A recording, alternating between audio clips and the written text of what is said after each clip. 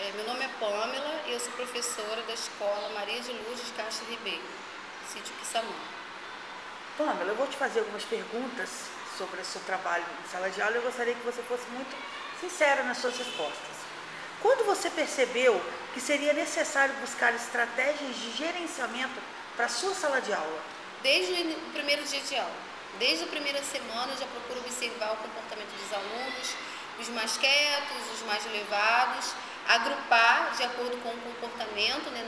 Procurar não deixar todo mundo junto e pensar em estratégias do que eu posso estar fazendo já desde o primeiro dia para ajudar. Uma coisa que eu gosto de fazer no primeiro dia são os combinados com a turma. Eu faço isso no primeiro dia de aula. E esse ano eu inseri uma coisa nova que foi a assinatura, os combinados. Porque eu expliquei para eles que quando as pessoas combinam algo, fazem um contrato, elas assinam. E depois elas se cobram. Então eu falei para eles assinarem e durante as primeiras semanas eu fui cobrando e isso ajudou muito. No primeiro momento que eu disciplino. Qual foi a estratégia de gerenciamento adotada por você?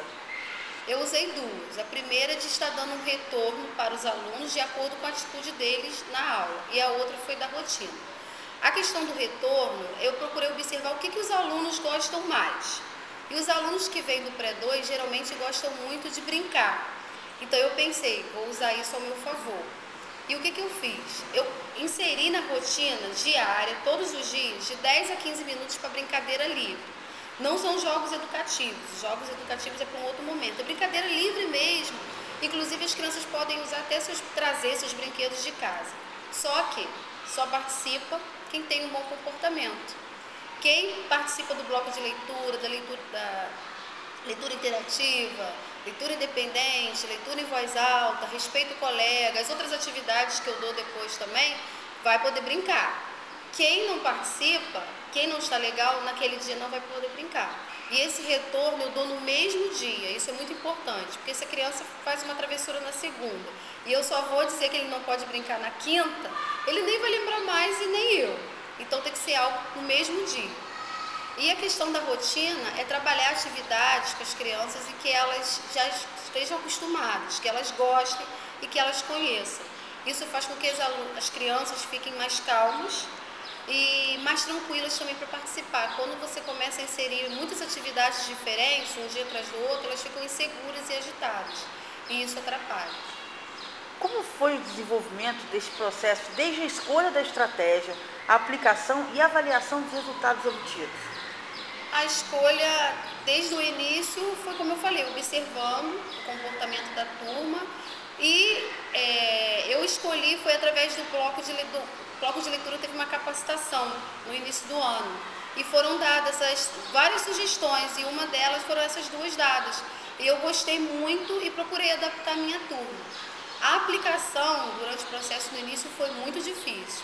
Eu me estressei bastante, saía com a garganta doendo, chegava em casa exausta e demorou um pouquinho para eles entenderem que realmente se eles não tivessem comportamento legal, o meu retorno também não seria legal com relação a eles.